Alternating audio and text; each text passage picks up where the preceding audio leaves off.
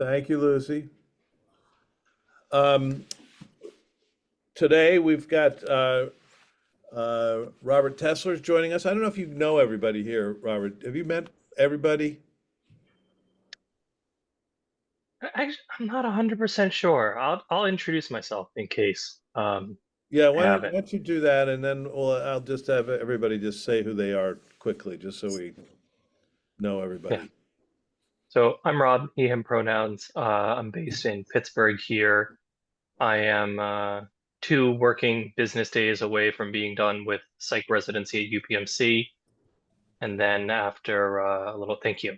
After a little break, I will be on as a attending at UPMC doing outpatient dual diagnosis work for the days. Congratulations. Yes. Where are you going to work out of? The Oxford building down on Forbes. We've called that the Darth Vader building. Do they still call it that? Do you know? No, but that's a very accurate name. It's nice. I mean, they kind of moved me into my office like 6 months ago. Well, because it was open. And it's like floor to ceiling windows, and I'm like, wow, this is really nice. Till you know that the air conditioning doesn't work right. And so it gets blisteringly hot. The other day it was like 83 degrees in my So there's actually there's current efforts to declare above 80 degrees work environments inside should be monitored closely, and they should be providing you with various kinds of efforts to keep you, keep you, what's the right word? live. Cool. Alive, yeah. I was provided some fans. Let that be on the recording. I was provided fans. There's If supposed to anyone also be sends this to OSHA. hydration. Hydration is the word I'm looking for. Hydration? Yes, every one of my patients who came into the office, I'd met them at the door with a cold bottle of water. I was like, we're good. And we kept the door open, which helped. Right. Well, that's good. Hydration, and the other thing that they have is frequent breaks. Oh, I don't get frequent breaks. Yeah. Come on now. So What do you think this is? why don't we?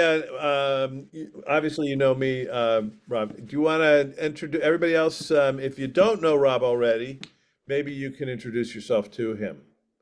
And I don't know where to start. If there's anybody who wants to start. Well, I can start. I'm Crystal Korenchak. I'm a family member with lived experience and a member of the PPLC. Good to meet you. I'm Dan McGrory. I'm a consultant with the PPLC, and I have the dirty mouth that Lucy Ann is worried about. What got you into the PPLC, Dan? Just so. Years and years of working in behavioral health. I ran an agency for a while, and then my last 20 years, I was a county administrator in Schuylkill County. Oh man, good work. Thanks. Yes. I can go next. Oh, sorry. Who did I interrupt? No, go ahead. Okay. I'm Katie Morton. I'm the Director of Advocacy at PMHCC FTAC. This is Pete. Good to meet you, and you, Pete. I have childcare for the evening, so Pete joins sometimes. And Pete has the freshest outfit on this call, so. Let's hope so, anyhow. Anybody else? Freshest, like coolest outfit. I'm Stan Wrzowski. Similar to Dan, I was a county administrator in Dauphin County, and also was the director of the Children's Bureau in the State Office of Mental Health, consultant with PPLC now. Wonderful.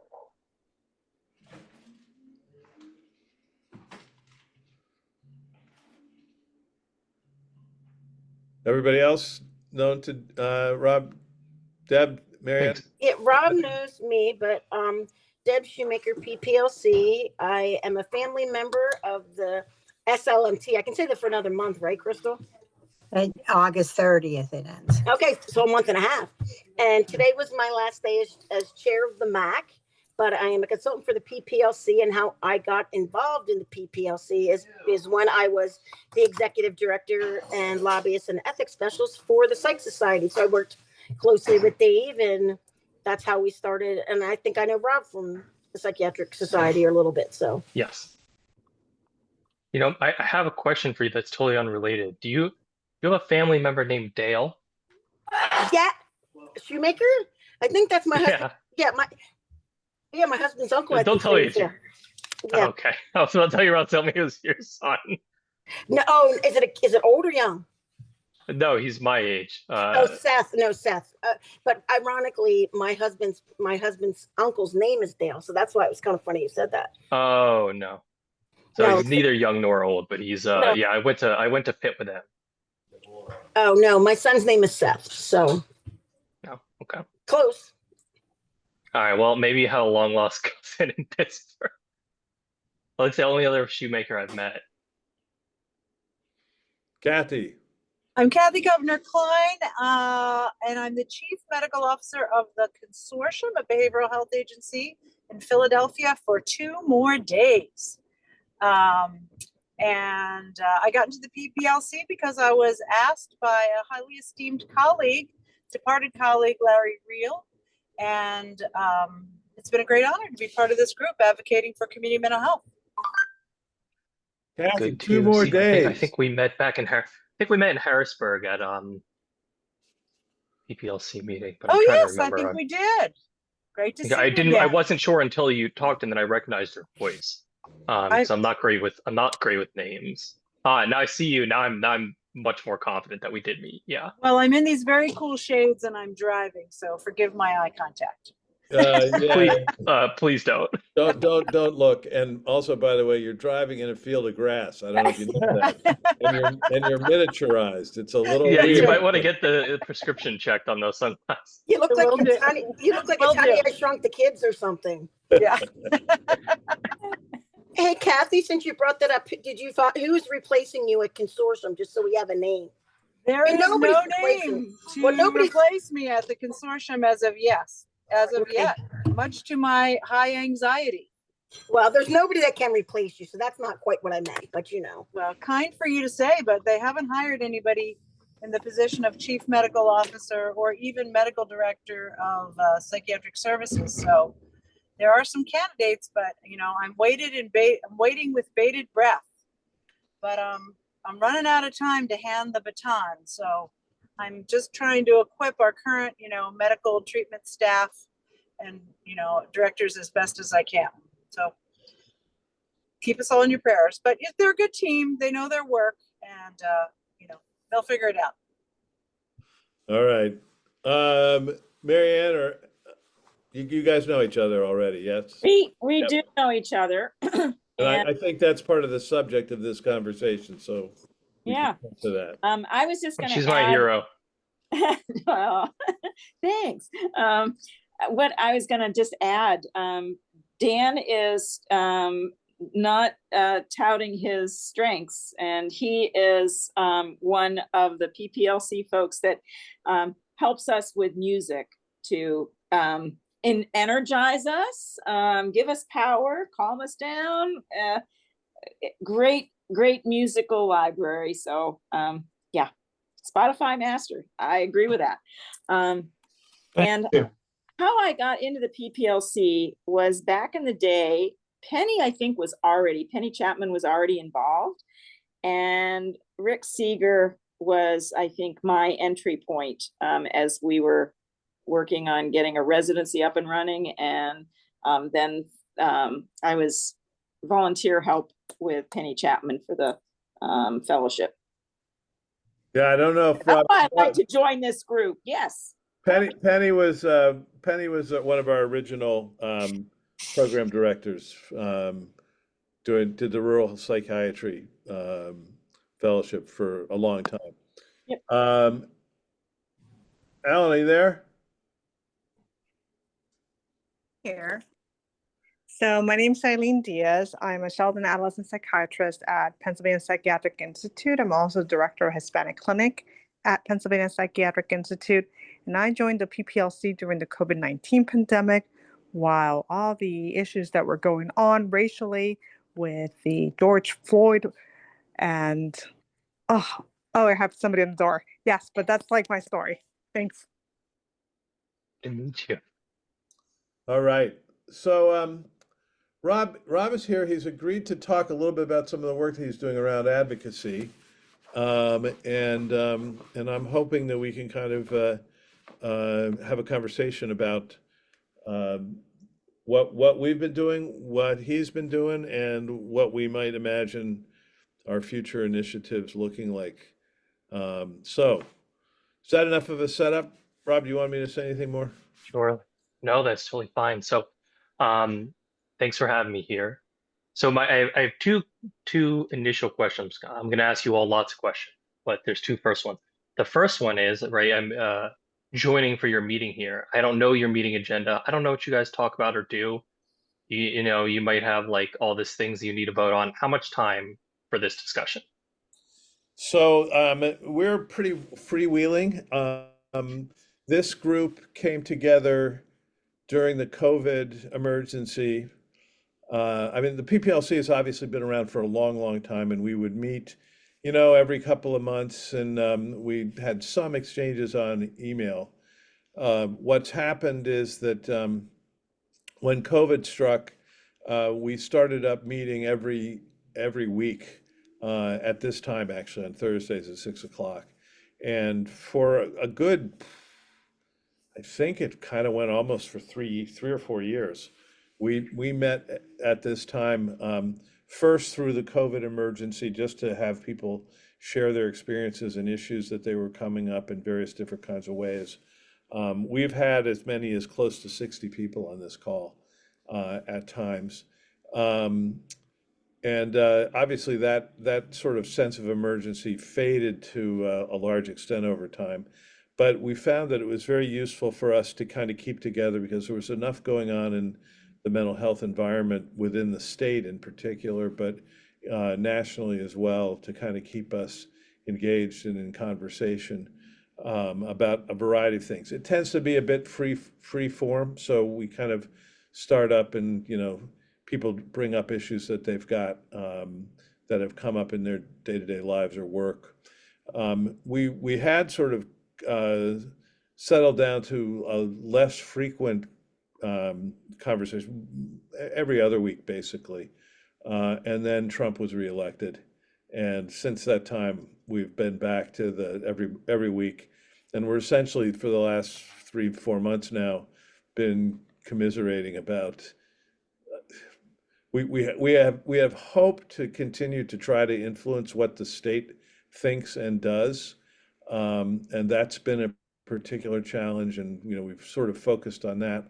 But with the advent of Trump, it's also been back to the kind of thing that we were doing during COVID, which was what, you know, WTF? How do we understand what's happening here, both in the mental health world and in the country itself? So that's the sort of free-ranging stuff. But the overall goal has been, you know, in a normal functioning environment, this would be an organization that is focused on trying to help the state figure out how to do the best it can in terms of public service, psychiatry, and mental health provision, and thinking about what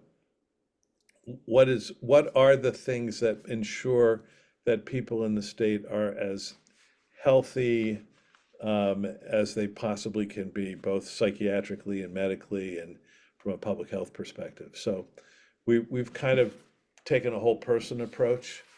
Marianne, I see you got your hand up, and I'll stop just to let you go in. Yeah, I just wanted to share one of the other tentacles. Eileen mentioned it. So Yes. Although the group is started with COVID, we pivoted to alternating weeks of COVID, and then thinking about racial justice and how we could do something actionable following George Floyd's murder.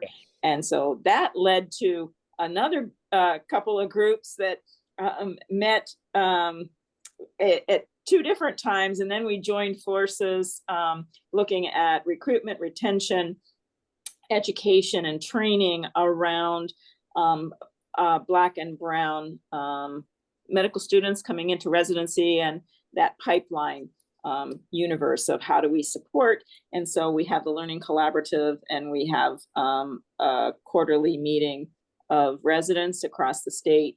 The idea of making Pennsylvania welcoming for all psychiatry residents, and how do we help support faculty in that process. So yeah, and they meet on Monday nights. If you're interested, we're recruiting 6 o'clock on Monday night. If I add one more weekday evening meeting, my wife is going to riot. Understand. And she's right. She'll be right to do that. Well, I will say that we also have Thank you, we have the 6 o'clock standing meeting on Thursdays as well, which you're a member of the PPLC by being a fellow. So and once you graduate from your residency or your fellowship, you're still eligible to be a PPLC. You can attend the meetings, in fact, and the meetings in person as well, and we'll get you there. Thank you. So this is interesting and helpful. For my second question, you've actually answered more than my first one. So my second question, which we'll get to in a second, is basically what to talk about.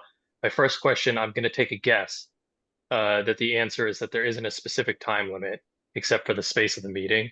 Okay, just from what you were saying. Okay, you don't have another agenda after this that I need to make sure to respect it. Okay. Bristol is a task So master, though. I mean, Bristol will get at you if you're late. Yeah, you can't go past 7 o'clock. We won't go past 7 because I have another meeting at 7:15, and I will have to have a snack before then. Well, then your wife is going to kill you. So I know. See, I'm doubling up meetings. I will say that given what we've been experiencing with Trump and the changes that occur on a weekly basis, we have not had an opportunity, obviously, to talk about the fact that we went to war with Iran, and now we're seeing the hell that's going to happen after that. So the issues that to be digested are there if we find ourselves having time. But something will happen in the next week. We'll have another opportunity to talk about something else next week. So okay, so this is helpful. Thank you. So my next question is, because I am not an expert in advocacy, not in the big sense of like people who do lots of this stuff. I think I know a lot probably for my training level. I know a lot compared to most psychiatrists, but to me, that's like a really low bar to trip over. Most psychiatrists, most doctors, psychiatrists are not specialists, or most doctors don't really know anything about advocacy or activism or anything like that. Thank you, Deb. I appreciate that. And I kind of started learning and doing this before I ever went into medicine, and then kind of continued in the public health field, and then really made a concerted effort to kind of start focusing. And I decided to focus, like as we moved back to Pittsburgh from Chicago 4 years ago, to focus on Pennsylvania stuff. I had done local in Pittsburgh, and I worked at the city here a decade ago. I had done some work locally in Chicago and a little bit in Illinois while I was there. And I decided to focus a lot on state work. And so that's what a lot of my experience is. I have pretty limited national advocacy experience. So just that's the lens that I'm coming through when I speak about these things. Now, what I have done, and what I sort of am now an expert on, only because there aren't experts on it. And so anyone who does some of this gets to call themselves an expert, but that's teaching advocacy to psychiatry residents. And I feel comfortable saying that because there's less than 10 programs in the country that teach advocacy to residents. And I built one of them at UPMC. So I'm going to say I'm one of the 10 experts. I don't know who the other 9 are. But so we built an advocacy curriculum at UPMC for our residents. We finished up the first run through of it last fall. And so that is something that I can certainly speak about. But there's other things that I can also talk about here. So one thing I can talk about is the process of creating a curriculum. This is interesting and helpful if you're looking to build a curriculum. Another thing that I could talk about is the curriculum itself, which is also interesting and helpful if you're looking to build a curriculum, but is more interesting if you're not looking to do it in a residency program. The first part is really only important if you're looking to do it as like a residency program or program director or something like that. The second part's useful if you want to teach advocacy to anybody. And the third part I can just talk about is I could actually give you information such as it's given in this course to people / some other teachings that I've done, which is like teachings, basically teaching you about advocacy and skills. That last one, we'd only be able to do a little sliver of, but do folks have thoughts? Like, do they want, is it useful to know about building this curriculum or what's in it? Or do you just want me to just start talking about advocacy topics and skills and things like that? Because I could certainly do that. Marianne.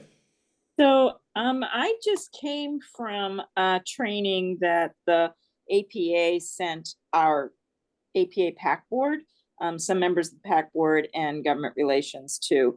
And it's called MADPAC. It's medical and dental PACs that come together and share ideas and share what works, what doesn't work.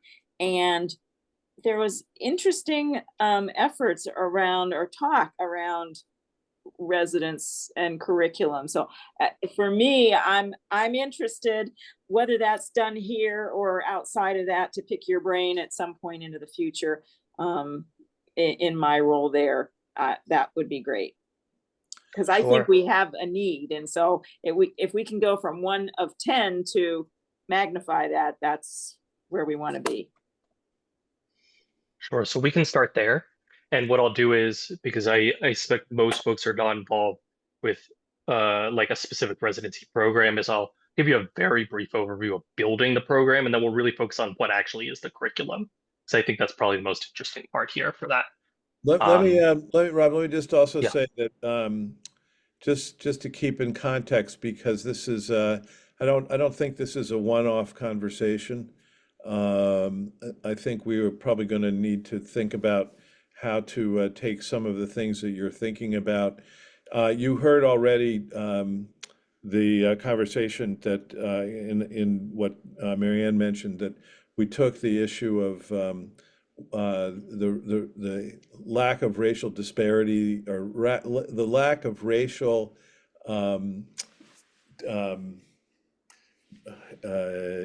diversity. That's the word I'm looking for. Yeah. And began to work with all the residency programs in the state of Pennsylvania to address that challenge, and pulled them together. And this was actually sort of an act of advocacy in a way, was to Yes. work to get these organizations to be talking with each other and sharing ideas, and actually trying to build a sort of mutual sort of competitiveness without being competitive, cooperative competitiveness, if I can say it that way, to get everybody kind of focused on trying to do the best they could to make the face of psychiatry in Pennsylvania look like the people of Pennsylvania. And that has been very successful, at least in getting the conversation going. I don't know where we are with the numbers right now, but you know, given what's happened in the country, I think we're in a better place than we might be if we hadn't done these things. So, so the reason I mention that is because the idea of building an advocacy capacity within our fellowships, the 4 fellowships that we have, I think begins to be really of interest. But in addition to that, we do have this capacity to sort of influence what the residency programs across the state do. And one of the areas where I think this becomes really important is that given what's happening at the federal level, it's become more important what the states do. And if we can move on improving the both the understanding of both the administration and the legislators in particular in the state of Pennsylvania, we may be able to do a better job in terms of shaping what's happening around mental health and well-being. So I think this stuff you're talking about is going to be, it's really kind of core to our mission, to be honest with you. Oh, this is helpful, and I think I know how much of different things to share. Thank you guys. So, because otherwise I could talk for hours. I mean, physically I probably can't, but energetic, spiritually, it's in my spirit to talk just that much, which isn't good for anyone. So, first, what were we trying to do with creating this advocacy curriculum? because I've done over the years all kinds of different advocacy related trainings in specific things. I took like a 3-day course on writing op-eds. That was probably overkill. Done like a month-long human rights fellowship in Poland. That was crazy. Like all these different things. And those are just like a small section of what does it mean to like teach people to be an advocate, right?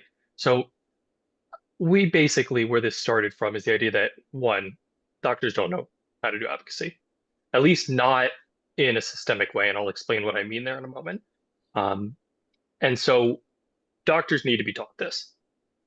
This has been figured out by other fields, not that long ago, but it has been figured out by other fields, specifically pediatrics, and more recently, family medicine figured out that you need to teach doctors how to be advocates, and that means you need to do it during residency. We try to teach everything important that you need to know as a physician during residency. You're going to learn a lot afterwards, but if it's important and we think everyone should know it, then we put it in residency. That's how these, the curricular components, ACGME guidelines, et cetera, happen. So in pediatrics, this is required. In psychiatry, it's not. And a couple of years ago, the APA did a, big kind of basically called around the programs, and they were able to find 7 programs across the country that taught advocacy at all, in any sort of dedicated way. And our program really did not. And so that's where it kind of came apart. And I started to think about how, much work it was for me to learn to be an effective advocate, and how probably inefficient so many of the trainings I were, with a lot of like big picture, really interesting, satisfying things for me to think about, but not actually that useful if I'm someone who doesn't really want to do a ton of that type of thinking and really just wants to be able to be effective, to sometimes work on things. And that's probably what most folks want. And so we set out to create an advocacy curriculum that covers the core basics, what we think every single psychiatrist should know. Everyone, even the folks who are like, oh, I just want to practice. No, these are the core skills that you should know. And you'll be able to, and we believe that you can take them and translate them and use them throughout your career. So that was the goal. And we took first a really zoomed out approach, and we spent about a year talking before actually really starting to build the individual lectures. And it really started with what the heck is advocacy, right? And the first diverging point in defining that is activism versus advocacy. There's a lot of good takes on this, and mine is not really particularly creative or anything. But in my mind, activism has a heavy component on generally raising awareness and building group cohesion, right? Where advocacy is focused on a specific outcome of that advocacy. There's things that blend back and forth. This is a false dichotomy, but it's something where we need to start to split off things, right? So like having a rally to raise awareness, that's where we start to split things out, because we're trying to lean down, right? We're trying to create a lean curriculum that we think people will know. So this is our first dividing point. The next is what type of advocacy, right? And advocacy happens on different levels. Can happen, the first division there is really, are you advocating for an individual person or an individual patient, family member, loved one, yourself, and their needs? Or are you advocating for groups of people, patient populations? And that's really the first divergent. And when we thought about it, we said, you know what, our folks know how to do that first one. Like they hopefully by the end of residency should be able to advocate for their patients. That's a huge part of being a psychiatrist's job. Does every psychiatrist know how to do that? No. But did I think that our program taught them how to do that? So you'd have to be basically avoiding it to not be able to do it? Yeah, I think we currently do that. Our program has, a lot of like built-in things that didn't exist even 5 years ago. We have a whole, forget what it's technically now, but it's a DEI curriculum. We're not calling it that.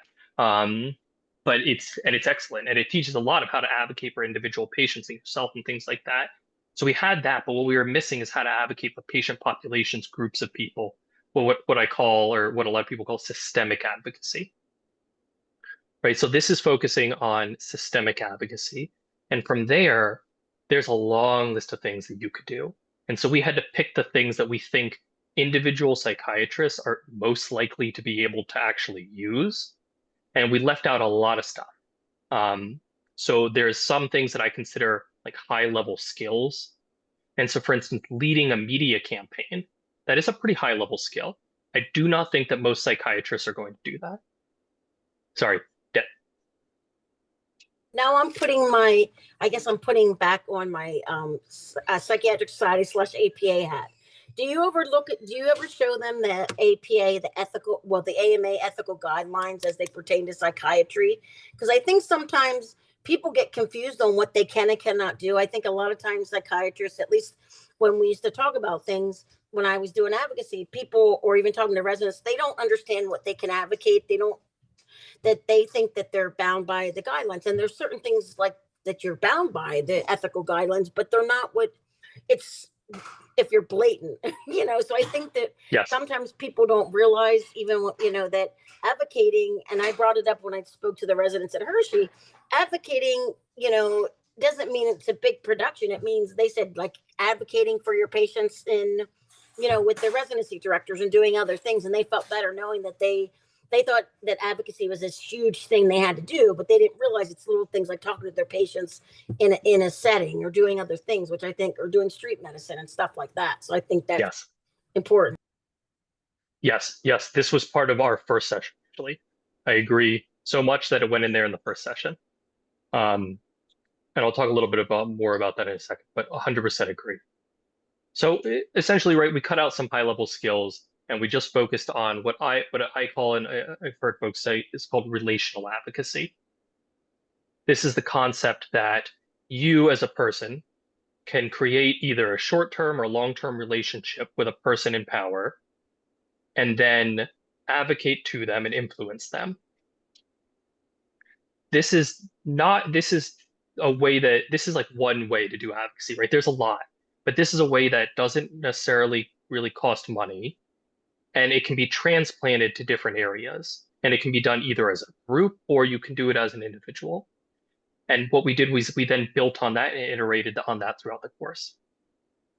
So what we did was, in building this course, is that basically I went to our program director and I said, I want to do this. And I showed up, and this is huge credit to Mike Travis. I'm willing to say this I think I already said it to our department chair, so I'm willing to say it on video, but I showed up to him and I had printed out, all the ACGME guidelines, psychiatric milestones. I was ready to show him. I was like, we are not doing this. I sat there and I was like, so I want to do an advocacy course. And he said, awesome, let's make it happen. And I was like, you don't need me to show you? He's like, no, yes, I agree. I heard that you were doing this. And I looked through and I was like, dang, we need this.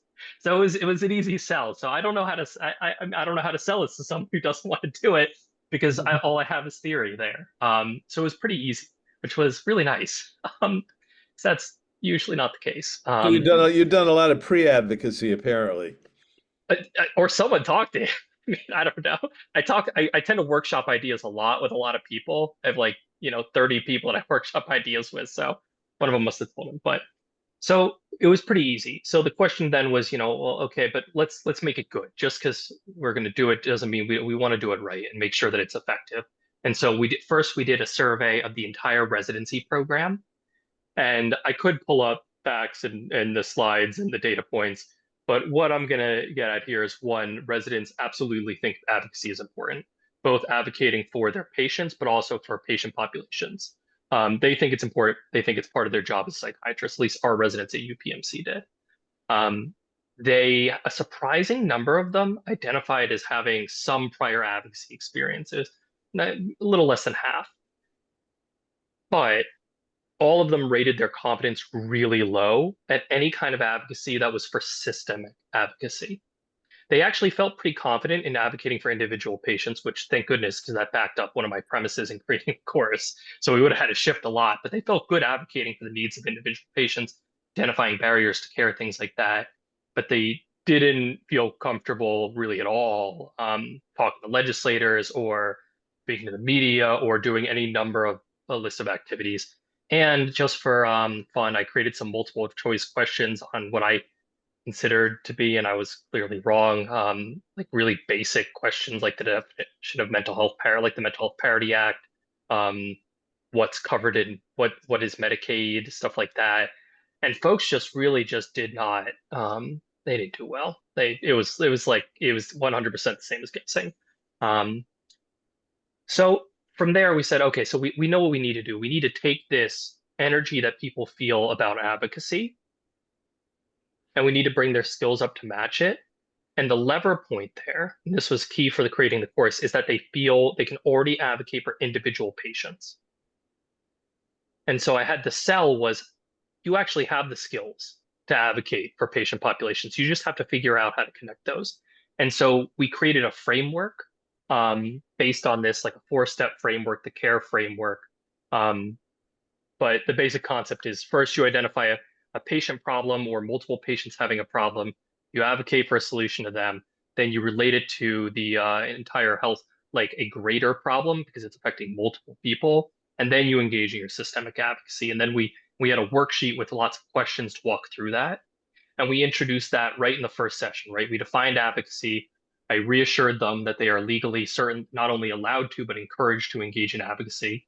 We walked them through this. And then what we used in the first session was mental health parity we did it as a case-based. So we took for the second half of the first session, we walked through a patient case that was like a blatant mental health parity violation act, but also one that it was a real case. So from like 6 months before. So, and we talked about first, okay, very easy. How do you advocate for this patient? Boom, boom, boom. Everyone knew it. Okay. Well, is this a systemic problem? Do you see this a lot? Yes. Okay. So how would you figure out what that is? And we kind of actually walked through them, walking through like using the internet and clips and pictures. How do you figure out, okay, well, there's this law to stop this mental health parity. Is it a violation? Here's websites you can go to look at. Here's how you can report these violations, which is a relatively easy thing that I think a psychiatrist could do. So it's a good kind of concrete foot in the door. Yes, you can do something that does make a difference. And then so that was our first session. That's like a 1-hour didactic section, closer to 50 minutes. Then we got feedback on that session, said, how'd you like it? People loved it. They were all, okay, good, because we're doing 3 more. They also, interestingly, that mental health parity question that they, again, were the same as guessing before, 100% got it correct after, which is great because I was worried that I was putting them to sleep when I was talking about the Mental Health Parity Act. Apparently not, because they retained the information. So from there, we did 3 more sessions. And I tried to broaden this out a little bit in the middle, where we got a little bit more abstract, and then we come back concrete at the end. That way, you hook folks with the first session, and then they leave with the actionable stuff at the end. So the second session, we try to teach everything about health policy in 50 minutes. Not really. So that's impossible. I spent years studying health policy, and I know this much because we live in the most complicated health system in the world, more complicated than several other countries combined, right? So you can't teach it all. So luckily, one of my mentors, Dr. Koski in the Department of Internal Medicine, spent several years as a policy expert in the US Senate before she became a doctor. And so she was an invaluable resource in picking what amount of policy do you actually need to know to advocate? And we slimmed it down a lot. And what we really focused on, what is the process of creating policy, passing policy, and then really importantly, administering things, right? What is the administrative process, the rulemaking process? Like, what is it? And at each of these points, most importantly, how do you talk to someone, and who do you talk to? And how do you identify a patient problem and connect it to some level here? How do you figure out, is there legislation? Is it an institutional policy? Is it a state policy? Is it national? Is it a legal court? What is it? And our main focus was, of course, on behavioral health policy, and we really put a heavy focus on Medicaid. Our residency program, as most psych residency programs, takes care of mostly patients with Medicaid. That's true of most psychiatrists that work not in private practice, I think, at this point. And so we really focused on Medicaid, which is complicated enough. And our program here with the carve out in Pennsylvania, and folks were just like mind blown because they just didn't know this stuff. But it was really helpful because it gave a good amount of framework for then going forward in the course. So that was the second session. Third, so we've covered, this introduction, we've covered a framework for understanding policy, and then we've talked about actually how policy happens and where you can intervene at different points and how to figure out which of those you need to target for any given problem. So then in the third session, I had to convince them, okay, this isn't just me being crazy, like psychiatrists and doctors actually do this. And the way they do it is through professional societies. That's the most common, or groups, or a significant number do it on their own, but a lot of folks do it as a group. And I was lucky enough, Dr. Alva was on our panel for that. We also had doctors from ACAP and also from ASAM as well. And so they were on this panel and, basically talked about their journey, what it's like working through an organization, what that looks like. Because for me, I think that's probably the most accessible way for a psychiatrist who is maybe not looking to do a ton of this, but wants to do some of it. That's the most accessible place for them to do it. Folks liked this session. They liked that it convinced them that they could do it. That was that was like the secret message of it, right? So then that was our third session.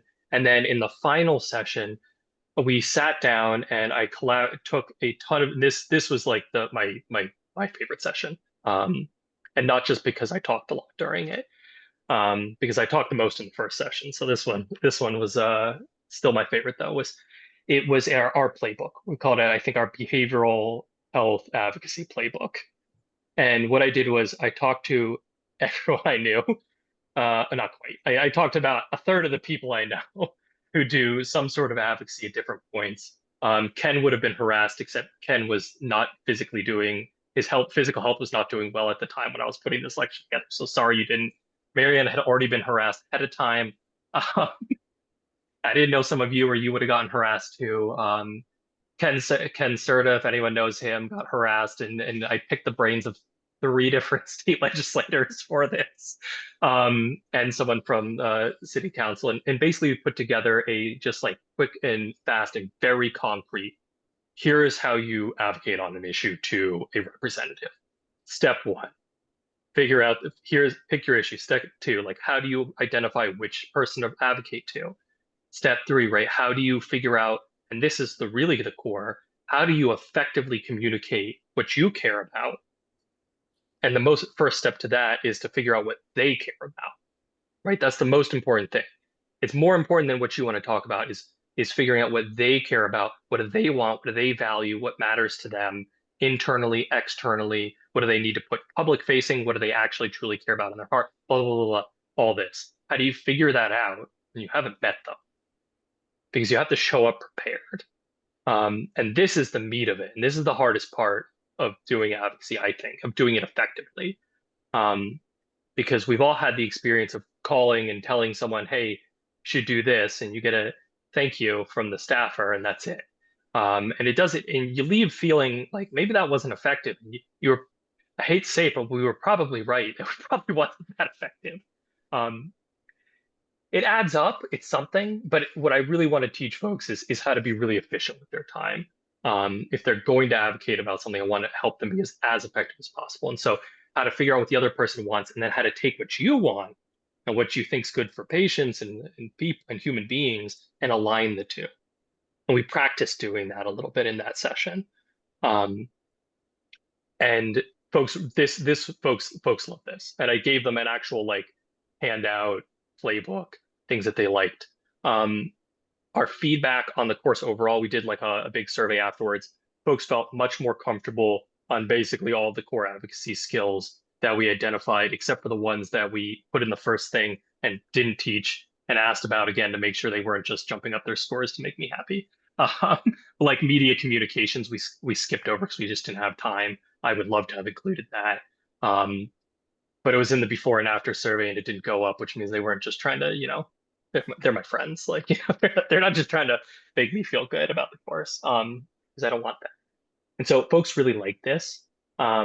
One of the things that, there's a couple different topics that we didn't get to cover that I would have loved, but one of them, one of the things that we just couldn't fit it in, but we still figured out a way to teach it was this. We really wanted like a hands-on session.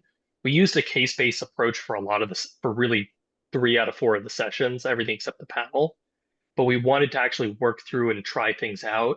And so we were short on, but we just couldn't really fit it. We just couldn't fit it because it needed its own hour. So we then built another hour session into the, which I did a couple months later, into the for all residents in the program, not just the residents who've been doing the course, which was a specific year of the residents. But for all the residents, as part of this other thing, that the DEI curriculum, and that one we just sat down and we said, let's practice making these arguments. And I believe what we chose was talking about Medicaid work requirements. I can't imagine where I got such an example from, because this was pretty recent. This was a couple months ago. I just must have made that up because it's such a crazy idea that there's no way anyone's trying to implement such a thing that's been shown to be idiotic, right? So we talked about it. I gave them like just bare bones background info and then said, go for it. And folks sat down and created their arguments. They picked out who they were going to deliver them to. At least a couple did call and deliver it. No one has yet set up an appointment with their legislator, which I really wanted them to do, to actually go in and meet with them. But baby steps. So folks really liked that session too. And for that one, we had our government relations person for Western Psych, who Nicole Fideli, who's also a huge part of helping create the course and mentoring me. She was also part of teaching that session. So this was, and she gave them lots of reassurance that they're not going to get fired for doing this. So residents were like, well, are we allowed? And she's like, yes, you're like private citizens. Barring you doing something that's so blatant, that's like you won't be questioning if you're going to get in trouble. If it's something that's actually going to get you in trouble, like you'll know as at like a big academic institution. It's not like they're not going to be like, no, why did you go tell your legislator that you don't want cuts to Medicaid? Like, it's going to be like, oh, you're in the news saying that you should burn down your hospital building or something, Like there are things you could get in trouble for, but it's probably not the stuff that most of our residents are going to be doing. So that was something that we kind of worked in later as an extra session. So that's an overview of the course and a little bit of how we created it. Since then, I've shared it with maybe about a dozen different programs around the country, folks that I've met and have wanted to borrow stuff, put out a paper about it, stuff like that. And that was I took up a lot of this time. So what questions do you have? So Eileen has a question. Her hand is up anyhow. Eileen's hand's up. I had a question, but I do have a comment. Thank you for your commendable work. It seems like you put a lot of effort into what you're doing. But like coming from my perspective, at Penn State Health, we do have very active advocacy within our programs. For example, even one of our residents who then became a fellow in child psychiatry is Dr. Jadhav, who's very much involved with the APA and the ACAP, and he is working an advocate role. And I do remember that many of our residents have been involved, even those at that time from Danville. They would come down from Danville and would become involved with the Central Pennsylvania Psychiatric Society and actually become really involved with the government here. So this whole idea about legislatures coming in and talking to them, we do that already in the fellowship, at least the Child and Adolescent Fellowships. We have a specific day. We go in to the legislature in Washington, D.C., and we actually meet with our representatives and with our senators. We also do that at the local level. Just like a couple of months ago, actually last month in May, we had a day in which we got together with the Pediatric Association and also with the different psychiatrists and child psychiatrists, and we went to speak to our legislature here in Harrisburg, Pennsylvania. So it seems like, we do some of that already, but it's very commendable that you have a nice program kind of set up at UPMC. Yeah, that's wonderful that you guys are doing that. I have a question, if I can like question a little bit. When you go, because we had gone back and forth on doing what folks call like a Hill Day or an advocacy day, and we actually very intentionally didn't do one. My question for you is, do you go and have people meet with their legislators with a specific agenda? So or is it kind of like the way it should be done is basically that you meet before and you have an idea of what you're going to talk about. So a lot of what they want to know is stories. So at least I'm coming from the child psychiatrist because that's what I studied. As a child psychiatrist, we have an active advocacy group also that we're actually get in touch. It's held every there's a Thursday of the month that they have calls, and these calls they actually give out what's going on with the legislature. So we already know what's occurring, and then we're able to kind of advocate. Now, this is actually I'm talking about the federal level. At the state level, we kind of know this from the different agencies and lobbyists that are working with our packs, and that's how we get to find information. Now, what actually makes it difficult as a psychiatry, and I don't know if they touched about this in your curriculum, is that we are bound with our confidentiality with our patients, and how we move people is by stories. So it's trying to make sure that the stories actually kind of uphold some of what is occurring with our patients, but that we're not actually giving them too much information. Yes, in fact, that's wonderful. I love how much you guys are doing there. Way ahead of where we were. We were coming from the start, like ground zero on this one. I have a real quick tip, just a concrete tip for that. I sat down with our hospital's lawyer to figure out how to do that. Because we were like, what can we tell people that they can do? And we basically do this. You take the patient, you add like 5 or 6 years to their age, you make up a new name, and then you don't give where they live, like neighborhood or like any identifying traits, and then you can tell the story. Or you do what I do, which is you remind yourself that it doesn't actually matter whether you're talking about a real specific patient. It doesn't. It just doesn't. What matters is that I think, like maybe you morally disagree. Maybe you think that your legislator needs to meet the exact patient that you're talking about. I don't. I am telling them things that are true. What I'll usually do is I will smash 2 patients together, metaphorically. I'll combine 2 patients, and then I will tell them that story. The story is 100% true, but it pulls from 2 different patients. And by doing that, it becomes completely unidentifiable. And so like, yeah, Representative Venkat also likes this theory, by the way. He was helpful in making this curriculum as well. It's also worth noting that there are some forms out there that you can get consent from people to release their stories.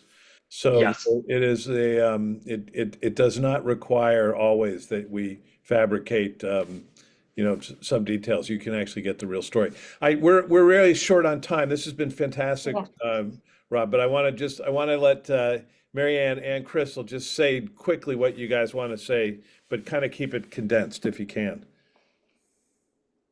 Do you want to go, Marianne? Because I was going to say Crystal had her hand up first. So okay, all right. Actually, I didn't, Marianne. Go ahead and go. I was my comment's brief. So. Hey, I was just going to add to what Eileen was saying, and the APA runs every other year on the Hill national federal one, and then on the alternate year they do a state one. So that I went to that. There I stole is stuff from efforts it. at training, and perhaps at our state level, Ken and Kathy Doherty and other group, and some of our residents who are now active will keep moving this along. So anyhow. Yes, I stole I went to that straight advocacy training. Thank you guys for paying for me going to that. And I stole it and stuck stuff from it right into the course. Crystal. So real quick, 2 things. Have you thought about utilizing the peer workforce to also advocate with you? Because that's their world and they can speak to many things. And part of their role is to tell stories. So you might want to think about that where families and the other thing is be nice to the representative or senator staff. They are the gatekeepers.